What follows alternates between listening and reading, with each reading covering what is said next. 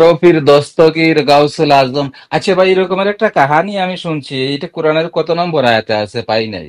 আল্লাহ নাকি আরশ আজিম থেকে পিছলে পড়ে যাচ্ছিল, আর বরফির গাউসুল আজম নাকি আল্লাহকে হাত ধরে মানে রক্ষা করেছিল। এই জন্য নাকি ওনাকে দস্তগীর বলা হয়। কোরআনের কত নম্বর আয়াতে আছে ভাই এটা? আমরা তো খুঁজে পাই নাই ভাই। খুঁজে পান না। আল্লাহর দন রাসুলে পাইয়া রাসুল গেলেন গায়েব হইয়া, রাসুলের দন খাজায় পাইয়া বসে আছেন আজমিরে, কেউ পেরে না খালি হাতে খাজা বাবার দরবারে। এটা কোরআনের কত নম্বর আয়াতে আছে?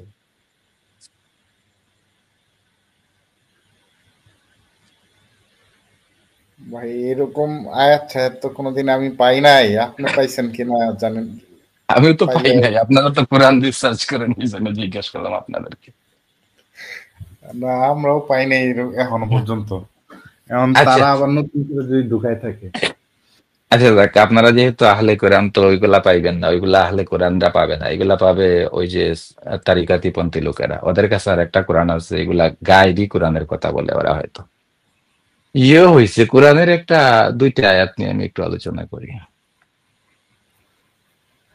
এক আয়াতে আল্লাহ বলছে, ওয়াল্লাযীনা হুম লিস-সালাতি দাঈমুন।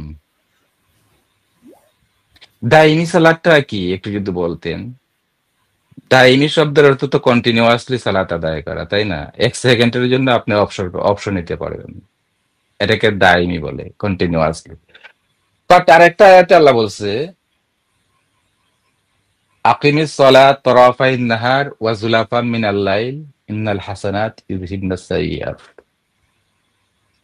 দিনের দিনের প্রথমাংশে আর দিনের শেষাংশে দুইটা সালাত, আর রাতের প্রথমাংশে একটা সালাত আদায় করতে বলছে। এখানে আবার ওক্তি সালাতের কথা বলছে।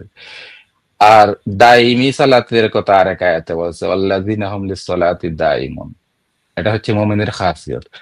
তো আপনারা যেহেতু আহলে কোরআন, আমার এই দুইটা আয়াতের মধ্যে মাঝে কন্ট্রাডিকশন মনে হচ্ছে। এই কন্ট্রাডিকশনটা যদি একটু দূর করে দেন আপনি।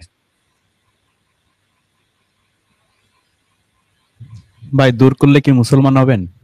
হ্যাঁ, এক্স্যাক্টলি। আপনারা ভাই জান্নাতে যাবেন, সরাবেন নহরে থাকবেন, দুধের নহরে থাকবেন। আমরা আমরা কেন সরাবেন নহরে আর দুধের নহরে থাকবো না? আমরা বঞ্চিত হবো কেন?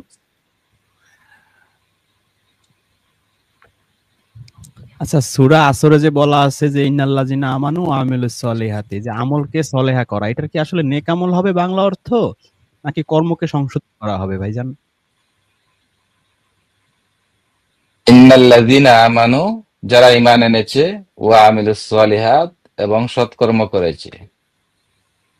সৎকর্ম, আচ্ছা, সৎকর্মকে নেক আমল বলেন আর যাই বলেন, না না, ওইখানে সালিহাত। সলেহা অর্থ কি, মানে খয়ের হবে না হুসনা হবে, নাকি আসলে সলেহা মানে হবে, সংশোধন হবে? ইন্নাল্লাযীনা আমানু ওয়া আমিলুস সলিহাত, আমালে সালেহা, সংশোধনীমূলক কাজ করে। হ্যাঁ, সালেহা শব্দের সংশোধনীমূলক কাজ করছে। আচ্ছা, যাই হোক, এই আয়াতে আলোচনা পরে করবো না, আমি না যে না, দুইটা এই আয়াত বলছি। আলোচনা কেন আ- করতেছি, মানে এই যে আ- আপনি মানসিকতা ভালো। পৃথিবীর সমস্ত বাংলা অনুবাদে লেখা আছে যে নেক আমল করে, কিন্তু প্রকৃতপক্ষে এখানে অর্থটা হবে যারা নিজের কর্মকে সংশোধন করে, তাই না? তো আপনি কিন্তু মেনে নিছেন, আপনি প্রথমে নেক আমল বললো, যখন আমি বলছি আপনি চিন্তা করে দেখছেন যে না, এটা আসলে কর্মকে সংশোধন করাটাই হবে। এই যে সত্য মানার যে মানসিকতা আপনার মধ্যে আছে, এইটা থাকাটাই আমি মনে করি এই পৃথিবীতে একজন ইন্টেলিজেন্ট মানুষের সবচেয়ে বড়, মানে গুণ। সবচেয়ে বড় গুণ, রাইট? আপনি যে একজন ইন্টেলিজেন্ট মানুষ, আপনার এই কথাটাই আমি অন্তত সেটা ফিল করতে পারছি। এবার আসে আপনার যে প্রশ্নটা, সেটা হচ্ছে যে সলাতে দাইমুন, সলাত বলতে তো এই যে হাদিসবাদীরা মনে করে নামাজ, ওই যে উঠাক বৈঠক, বসে বসে বলবে যে নবী সালাম আলাইকা, নবী তোমারে সালাম দিলাম, নবীর উপরে নবীর 14 গোষ্ঠী সবাইকে দুরূদ শরীফ পড়ায় নিয়ে যাইতেছে। প্রশ্ন করছিলাম যে উম, উম, নবী নিজে কি দুরূদ শরীফ পড়তো নামাজে? তখন আর বলতে পারে না। নাইম ভাই আপনারটা একটু, হ্যাঁ ঠিক আছে। প্রশ্ন করছিলাম যে কাবায় নাকি 307টা মূর্তি ছিল, মক্কা বিজয়ের সময় এগুলো ভাঙা হয়েছে। তো নবী কি এই মূর্তির দিকে তাকিয়ে তাকিয়ে 15-20 বছর নামাজ পড়ছে? উত্তর দিতে পারতেছে না। তো এইটা রিচুয়াল তো বানাইছে ইহুদিদের কাছ থেকে কপি পেস্ট করে, এটা এটা বানানো হয়েছে। সুতরাং সালাত অর্থ কোরআনের নামাজ না। এটা আমরা যা পড়ছি, কোরআন আল্লাহ যতটুকু তৌফিক দিছে, আমরা নামাজ হিসেবে পাইনি।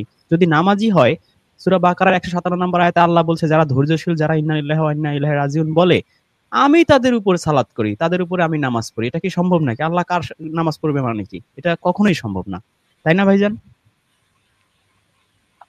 এখানে তো আল্লাহ বলছে ইয়া তাই না? তার আইয়ুহাল্লাযী মানে ইয়া জি, আইয়ুহান জি। নাবী।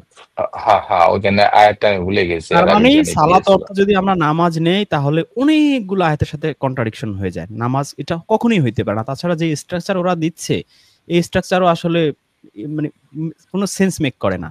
এনিওয়ে, তাহলে আমি শর্টে বলি। তাহলে সালাতটা কি? সালাতটা হইছে কানেকশন, কানেক্টেড হওয়া।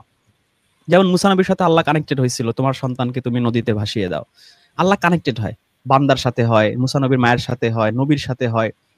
তো নবীর সে ওই যে সূরা হাজাব আপনি পড়ছেন 43 আয়াতে, আল্লাহ বলছে কি মুমিনদের উপরে আমি আর আমার ফেরেশতারা কি করে, সল্লু করে, তারা কানেক্টেড হয়ে যায়। যারা মুমিন হয় তখন কানেক্টেড হয়। কিন্তু আবার আল্লাহ এটাও বলছে যারা বলে রব্বুনা আল্লাহ তাদের উপরে আমি ফেরেশতা নাজিল করি, এটাও তো কোরআনের আয়াত।